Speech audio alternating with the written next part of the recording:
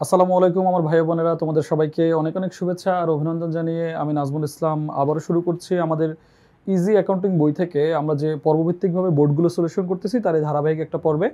এবং তার ধারাবাহিকতায় আজকে আমরা করব হচ্ছে 2023 সালের সিলেট বোর্ড, এবং এটা খুবই চমৎকার একটা অঙ্ক।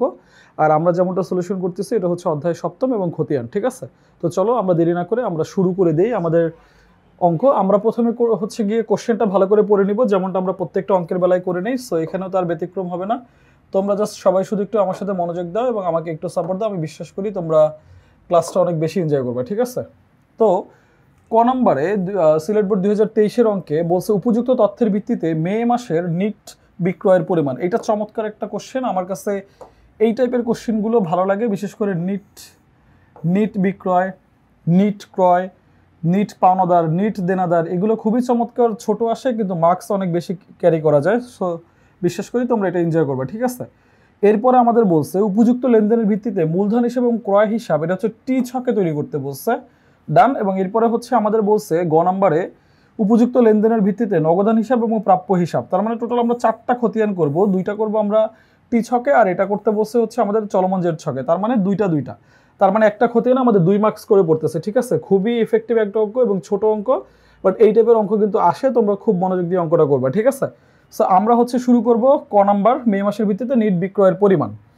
নিট বিক্রয় বলতে কি বুঝি আমরা? নিট বিক্রয় বলতে আমরা বুঝি যে আমাদের আসলে মাস শেষে কি পরিমাণে বিক্রয় আছে।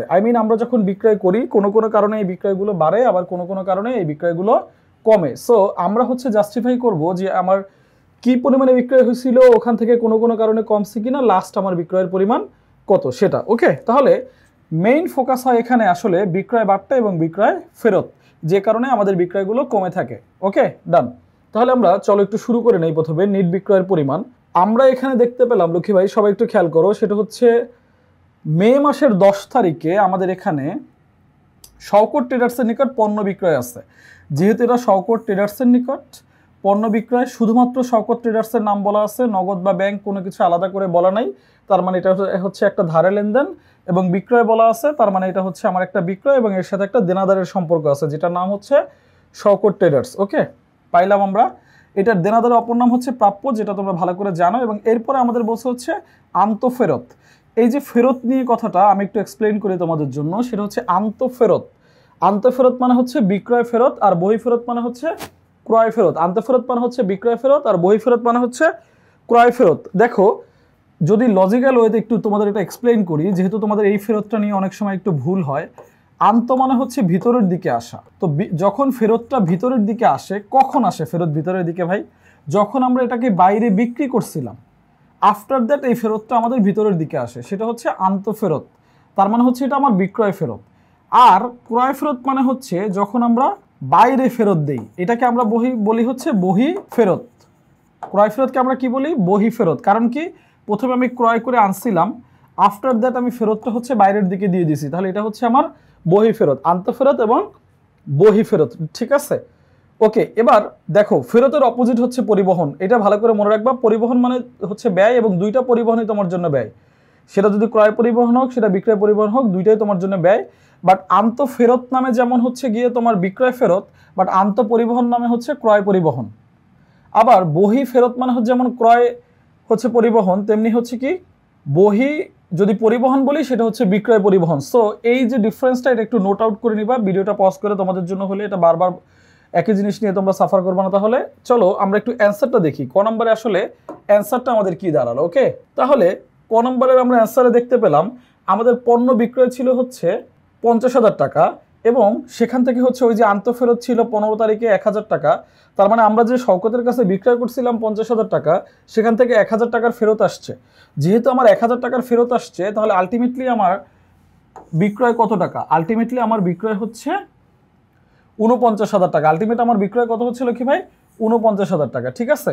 এই হচ্ছে আমার নিট বিক্রয়ের পরিমাণ। যদি আরো কোনো বিক্রয় থাকতো যোগ করতাম, যদি আরো কোনো ফেরত থাকতো, বা যদি আরো কোনো বাট্টা থাকতো, বিক্রয় বাট্টা যেটাকে আমরা কারবারি বাট্টা বলি, ওটা থাকলে আমরা বাদ দিতাম।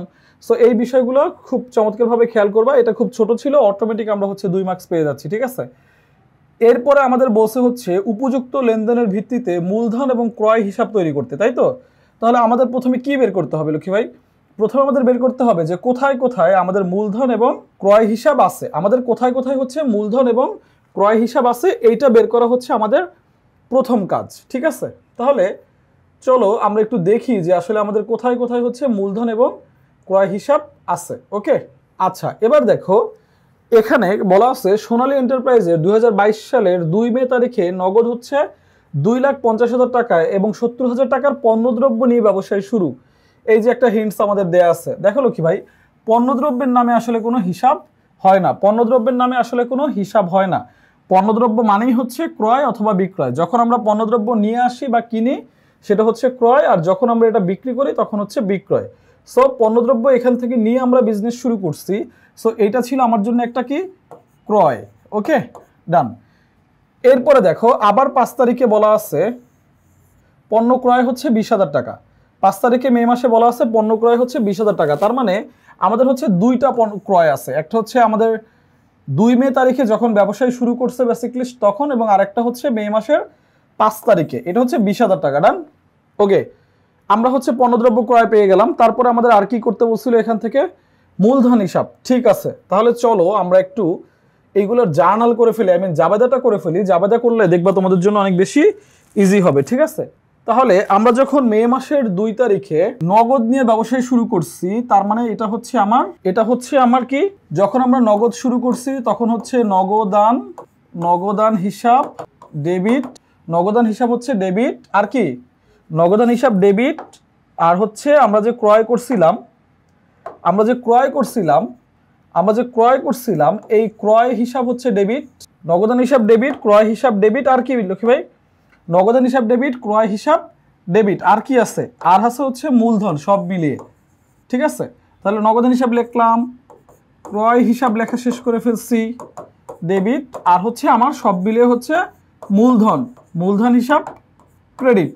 এই তিনটা হচ্ছে আমার প্রথম 2 তারিখের জাবেদা। একটা হচ্ছে নগদান হিসাব ডেবিট, কারণ কি নগদান কেন ডেবিট লক্ষ্মী ভাই, নগদান ডেবিট হচ্ছে কারণ এটা আমার কি বাড়াইছে, এটা আমার অ্যাসেট বাড়াইছে। ঠিক আছে, এরপরে ক্রয় আমার কেন ডেবিট, এটাকে আমরা এক্সপেন্স হিসাবে ধরতে পারি, এটা হচ্ছে আমার একটা এক্সপেন্স, এটা আমার কি এক্সপেন্স বাড়ছে। তার মানে নগদান হিসাব ডেবিট, ক্রয় হিসাব ডেবিট। আর মূলধন, যেটাকে আমরা বলি হচ্ছে মূলধন বা মালিকানা সত্ত্ব, যেটাকে আমরা বলি ওনার্স ইকুইটি, ও ই বাড়ছে, মালিকের অধিকার বাড়ছে। কি বাড়ছে, মালিকের অধিকার। তাহলে ওনার সিকিউরিটি, এই তিনটা হচ্ছে গিয়ে আমার 2 তারিখের জার্নাল ছিল। ঠিক আছে, এবার দেখো পরবর্তীতে আমাদের জার্নালটা কি হবে, যেটা হচ্ছে মে মাসের 5 তারিখে বলা আছে, সেটা হচ্ছে পণ্য ক্রয় করা হলো।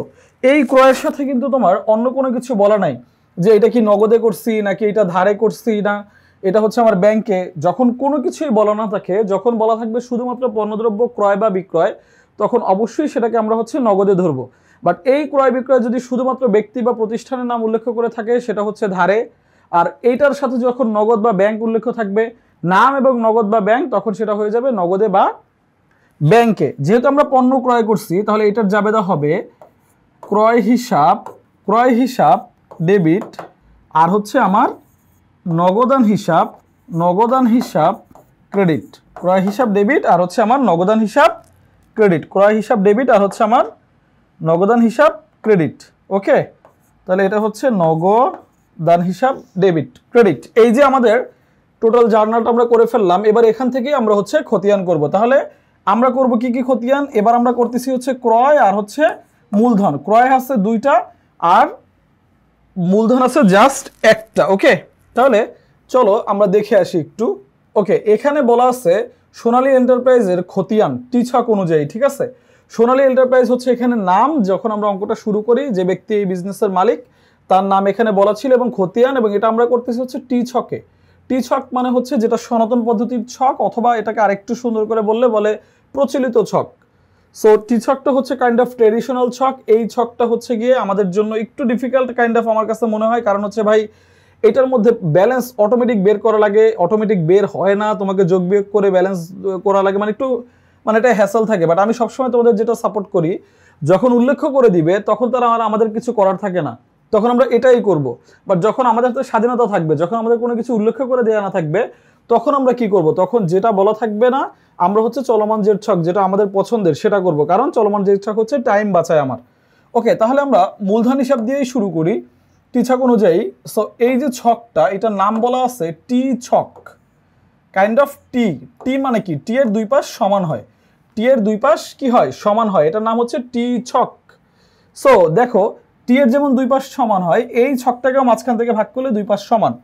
একটা হচ্ছে ডেবিট পাশ, একটা হচ্ছে ক্রেডিট পাশ। ডেবিট পাশে 4টা ছক, ক্রেডিট পাশেও 4টা ছক। তার মানে এখানে প্রথম দেখো তারিখ, বিবরণ, জাবেদা পৃষ্ঠা। কেন এটা জাবেদা পৃষ্ঠা হয়েছিল কি ভাই? কারণ হচ্ছে আমরা করতেছি খতিয়ান, আর আমরা এই যে লেনদেনগুলো পাই এইটা আমরা জাবেদা থেকে পাই। সো এই রেফারেন্স হিসাবে আমরা হচ্ছে এখানে জাবেদা পৃষ্ঠা ইউজ করছি। দেন টাকা, ওকে ডান। এরপরে বলা আছে আবার ক্রেডিট সাইডে, দেখো এইটা হচ্ছে ক্রেডিট, এবং এই টি ছকেই হচ্ছে ডেবিট এবং ক্রেডিট দুই সাইড লিখতে হবে।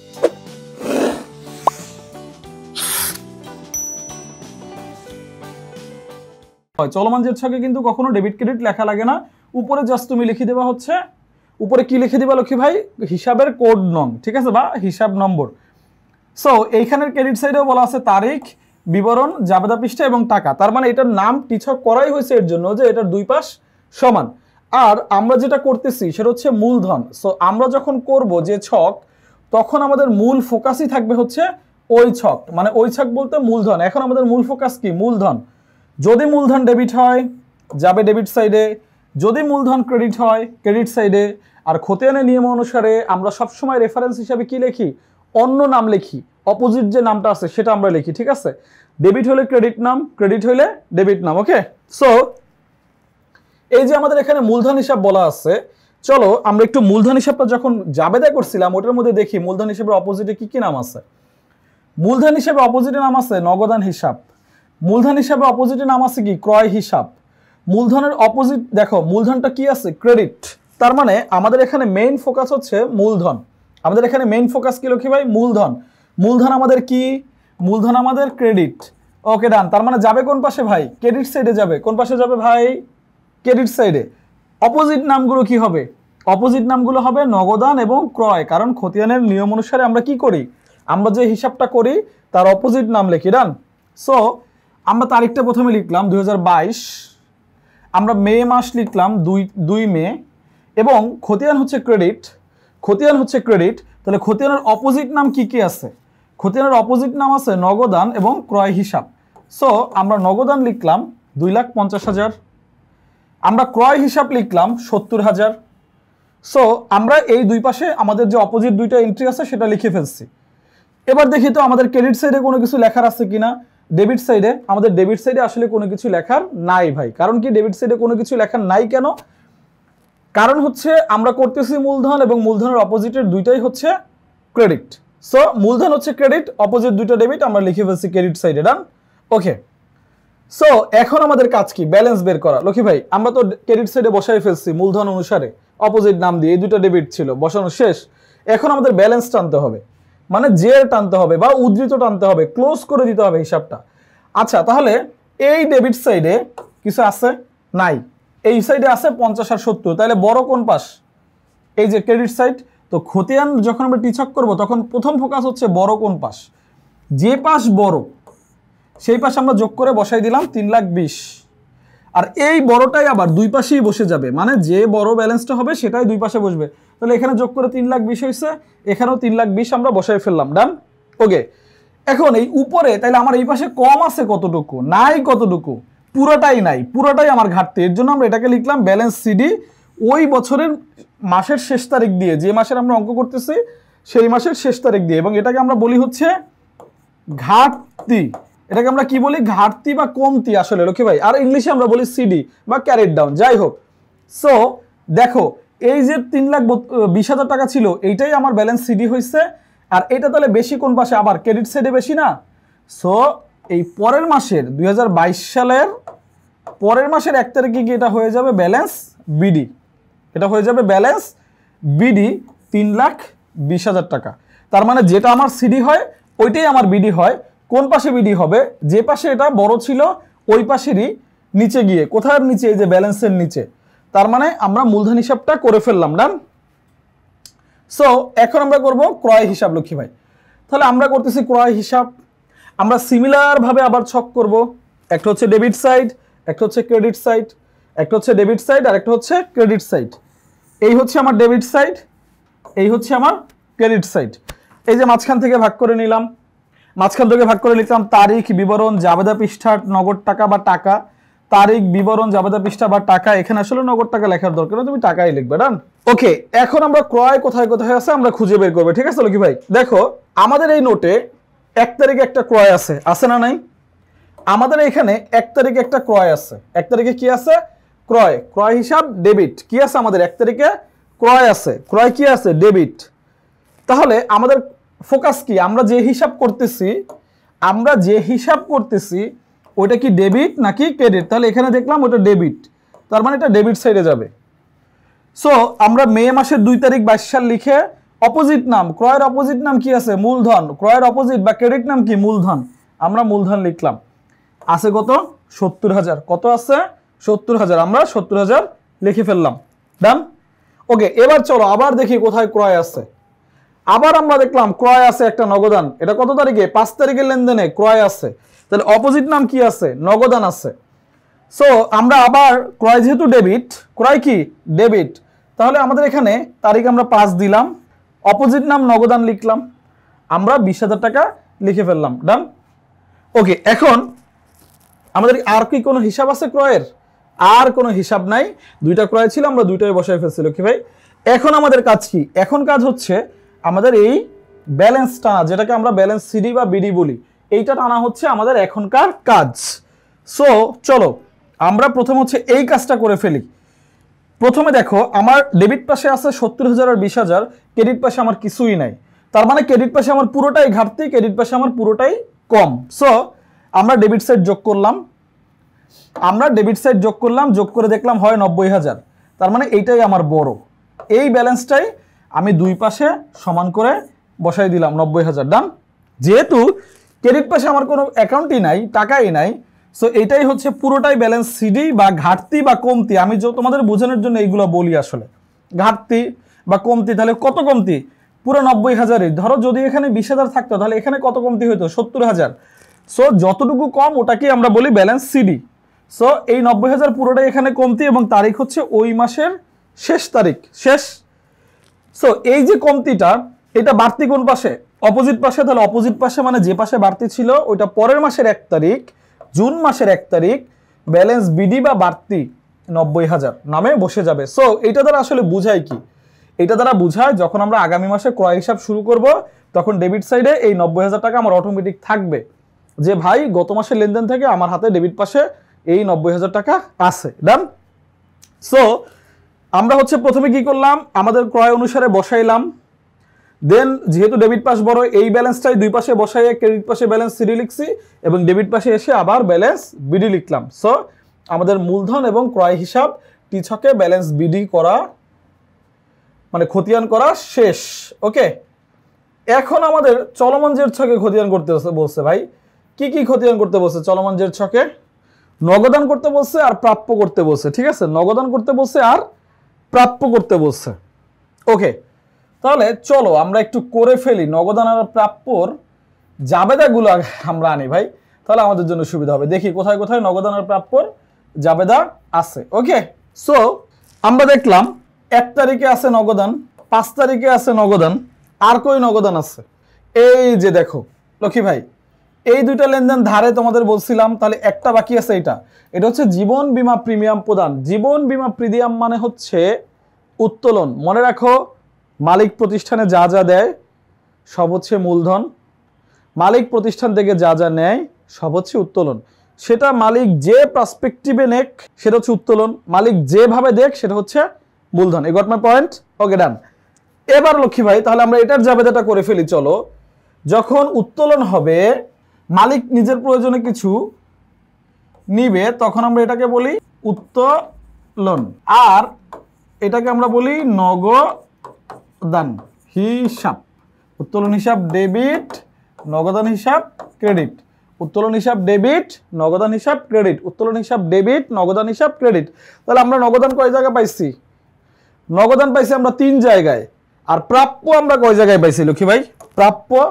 প্রাপ্য আমরা 2 জায়গায় পাইছি। একটা হচ্ছে যখন আমরা বিক্রয় করছি তখন একবার যেমন আমার প্রাপ্য কি ছিল? প্রাপ্য হচ্ছে আমার ডেবিট ছিল, আবার যখন ফেরত আসছে তখন প্রাপ্য ক্রেডিট হয়েছে। বাট এটা আমি তোমাদের জাবেদা করে দিব, আগে চলো আমরা নগদানটা করে আসি, নগদানটা আমরা করে আসি। সো আমরা চলমান জেড ছক করতেছি, এইটা হচ্ছে আমার অনেক পছন্দের, তোমাদের কিন্তু বারবার বলছি। নগদান আমার কেন পছন্দ লক্ষ্মী ভাই?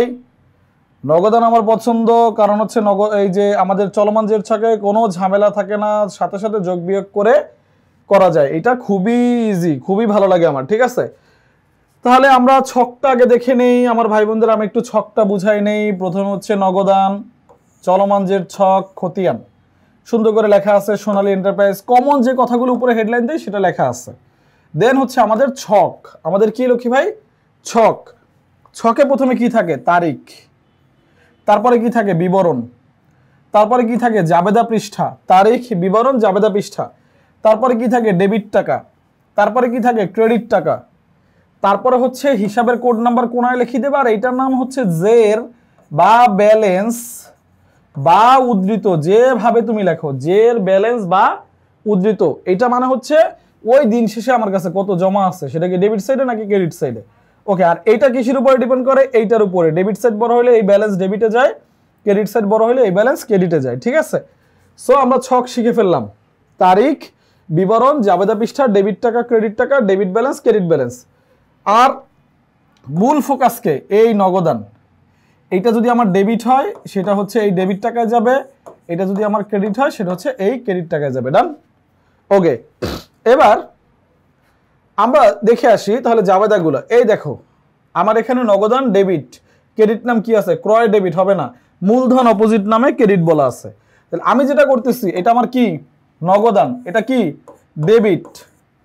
সো অপোজিট নাম কি আছে? মূলধন। কখন? 2022 সালের মে মাসের 1 তারিখ না, এটা আছে 2 তারিখ, মে মাসের 2 তারিখ আমরা লিখে ফেললাম মূলধন হিসাব। সো আমার ফোকাস কি? নগদান, অপোজিট নাম ক্রেডিটটা লিখছি, তাহলে মূলধন, নগদান যেহেতু ডেবিট, টাকা ডেবিট সাইডে বসাবো, নগদান ক্রেডিট হলে টাকা ক্রেডিট সাইডে বসাতাম। ডান? ওকে, এটা শেষ। এরপরে দেখো মে মাসের 5 তারিখে আবার নগদান ডেবিট, আবার কি? ডেবিট। তাহলে নগদান আবার মে মাসের 5 তারিখ দিয়ে অপোজিট নাম লিখলাম, ক্রেডিট নাম লিখলাম, ক্রয় হিসাব। দেখো এখানে নগদান ক্রেডিট বলা আছে, ক্রয় করলে নগদান কি হয়? আমি দুঃখিত, ক্রয় করলে নগদান কি হয়? ক্রেডিট হবে। ক্রয় হিসাব ডেবিট আর নগদান হিসাব ক্রেডিট। তাহলে নগদান হচ্ছে এখানে কি আছে? ক্রেডিট আছে, কারণ আমার নগদ টাকা চলে গেছে। তাহলে এই যে 2,50,000 ছিল, তার থেকে আমার যে এই যে অপোজিট নাম আমরা ক্রেডিট নাম লিখলাম, সরি আমরা যে ডেবিট নামটা লিখলাম, তাহলে অপোজিট আমার নাম কি ছিল? ক্রয়। আমরা ডেবিট নামটা লিখে ফেলছি, তো নগদান কি ছিল? ক্রেডিট। তাহলে আমার আগে যে 50,000 টাকা ব্যালেন্স ছিল সেখান থেকে আমার যে 20,000 চলে গেল, তাহলে আমার হাতে এখন কত থাকলো ভাই? আমার হাতে থাকলো এখন 2,30,000। আর যদি এটা ডেবিট হইতো তাহলে এখানে 2,70,000 হইতো। এইটা দিনে দিনে চেঞ্জ হয় এবং আমরা দিনে দিনে এটা বলতে পারি কোনটা কি আমার জন্য। ঠিক আছে, ওকে। এরপরে দেখো মে মাসের 20 তারিখে আবার বলা আছে, এই যে আমরা উত্তোলন করছিলাম, তাহলে উত্তোলন হিসাব ডেবিট, নগদান হিসাব ক্রেডিট। এবার নগদান কি? এবারও নগদান ক্রেডিট, তাহলে অপোজিট নাম কি? উত্তোলন লিখলাম, নগদান ক্রেডিট, ক্রেডিট সাইডে বসাইলাম। তাহলে টাকা কি এবার প্লাস হবে না মাইনাস হবে? মাইনাস হবে এখনো। তাহলে 30,000 থেকে আবার 15,000 চলে গেলে 2,15,000 টাকা। এই হচ্ছে আমার নগদান। প্রথমে কি করছি? যেটা যেভাবে আছে, নগদান ডেবিট হইলে টাকা ডেবিটে লিখছি, নগদান ক্রেডিট হইলে টাকা ক্রেডিটে লিখছি, আর এখানে অপোজিট নামগুলো লিখছি। অটোমেটিক আমার প্লাস মাইনাস বের হয়ে গেছে। ডান? ওকে, এরপর হচ্ছে প্রাপ্য হিসাব। সো চলো প্রাপ্য হিসাবটা আগে একটু আমরা দেখে আসি, এটার জাবেদাটা কি হবে। ওকে, প্রাপ্য হিসাব যখন আমরা ধারে বিক্রয় করছি তখন কি ছিল? প্রাপ্য হিসাব ডেবিট। আমার এই যে হাতের লেখা দেখে তোমরা কিন্তু মন খারাপ করিও না, বুঝছো? যারা বেসিক ব্রিলিয়ান্ট তাদের হাতের লেখা কিন্তু খারাপ হয়। ঠিক আছে, আমি ওইটাই মনে করতেছি নিজেকে আপাতত। বাট তোমাদের যে বুঝতে কষ্ট হচ্ছে এর জন্য তোমাদের কাছে আমি ক্ষমা প্রার্থী। আমার ভাই বোনেরা, তোমরা ক্ষমা সুন্দর দৃষ্টিতে দেখে তোমরা হচ্ছে গিয়ে এটা কি করবা? একটু শুধরে নিবা। ভাইয়া তো আবার মুখে বলেই দিচ্ছি, সো ইনশাল্লাহ প্রবলেম হবে না। প্রাপ্য হিসাব ডেবিট আর বিক্রয় হিসাব ক্রেডিট। এবার আসি ফেরত। যখন ফেরত ছিল তখন কি হয়েছে? উল্টাটা, বিক্রয় এবার সাথে ফেরত যোগ করে দিব, শুধু ফেরত হিসাব ডেবিট আর হচ্ছে প্রাপ্য হিসাব ক্রেডিট।